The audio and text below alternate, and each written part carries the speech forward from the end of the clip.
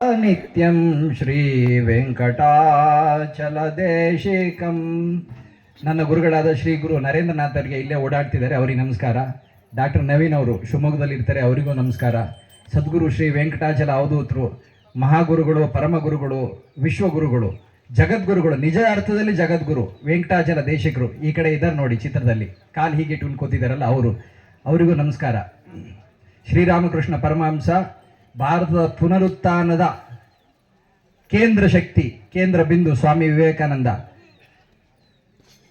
ಕಿಗ್ಗ ಋಷಶೃಂಗರು, ಸಪ್ತರ್ಷಿಗಳಲ್ಲೊಬ್ಬರು, ಸ್ವಾರೋಚಿಷ ಮನ್ವಂತರದಲ್ಲಿ ಸಪ್ತರ್ಷಿಗಳಾಗಿದ್ದಂಥ ಕಿಗ್ಗ ಋಷಶೃಂಗರು ಇಲ್ಲೇ ಶೃಂಗೇರಿ ಹತ್ರ ದೇವಸ್ಥಾನ ಇದೆ, ಅವರಿಗೂ ನಮಸ್ಕಾರ ಮಾಡಿ ಆದಿಶಕ್ತಿ, ಜಗನ್ಮಾತೆ, ಜಗಶಕ್ತಿ, ಚಿತ್ಶಕ್ತಿ, ಸೃಷ್ಟಿಶಕ್ತಿ, ವಿನಾಶಶಕ್ತಿ, ಕ್ರಿಯಾಶಕ್ತಿ, ಇಚ್ಛಾಶಕ್ತಿ, ಜ್ಞಾನಶಕ್ತಿ, ಮಹಾಶಕ್ತಿ, ಮಾತೃ ಸ್ವರೂಪಿಣಿಯ ಜಗನ್ಮಾತೆಗೆ ನಮಸ್ಕಾರ ಮಾಡ್ತಾ, ನನ್ನ ಅಪ್ಪ ಅಮ್ಮನಿಗೆ ನಮಸ್ಕಾರ ಮಾಡ್ತಾ ಪ್ರಾಸ್ತಾವಿಕ ಮಾತಾಡ್ತೀನಿ. ವೇದಿಕೆಯಲ್ಲಿರುವಂಥ ಎಲ್ಲ ಹಿರಿಯರಿಗೆ ನಮಸ್ಕಾರ.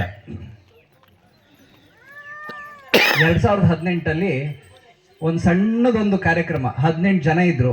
ಹರಿಹರಪುರ, ಕೊಪ್ಪ, ಚಿಕ್ಕಮಗಳೂರು ಜಿಲ್ಲೆ ಕೊಪ್ಪ ತಾಲೂಕು ಹರಿಹರಪುರ ಹೋಬಳಿ ಕೆರೆಕುಡಿಗೆ ಅನ್ನುವಂಥ ಒಂದು ಊರಿನಲ್ಲಿ 2018 ಅಕ್ಟೋಬರ್ 18ನೇ ತಾರೀಕು 18 ಜನರ ಒಂದು ಕಾರ್ಯಕ್ರಮ, ದುರ್ಗೆಯ ದೀಕ್ಷೆಯನ್ನು ಕೊಟ್ಟಿರುವಂಥ ಮೊದಲನೇ ಕಾರ್ಯಕ್ರಮ. ಇವತ್ತದು 1,08,000 ಆಗೋ ಮಟ್ಟಕ್ಕೆ ಹೋಗ್ತಾ ಇದೆ.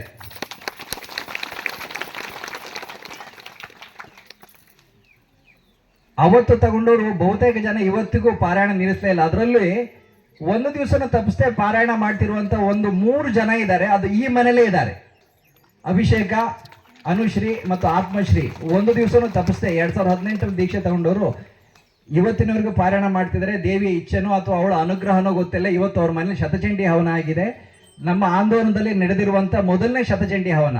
ನವಚಂಡಿ ಹವನಗಳು ಬೇಕಾದಷ್ಟು ನಡೆದಿದ್ದಾವೆ, ಶತಚಂಡಿ ಹವನ ಇದು ಮೊದಲನೇದು. ಕೃಪೆ ಮಾಡಿ ಅವರ ಇಷ್ಟು ವರ್ಷದ ತಪಸ್ಸಿಗೆ ಕೃಪೆ ಮಾಡಿ ಅನುಗ್ರಹ ಮಾಡಿ ಶತಚಂಡಿ ಹವನನ ಇವ್ರ ಮನೇಲಿ ನಡೆಸಿದ್ದಾಳೆ. ಈ ಆಂದೋಲನಕ್ಕೆ ಶ್ರೀ ದುರ್ಗಾ ಶಕ್ತಿ ಸಪ್ತಶತಿ ಋಷಿಪ್ರಜ್ಞಾ ಆಂದೋಲನ ಅಂತ ಹೆಸರು. ಶ್ರೀ ದುರ್ಗಾ ಶಕ್ತಿ ಸಪ್ತಶತಿ ಋಷಿಪ್ರಜ್ಞಾ ಆಂದೋಲನ.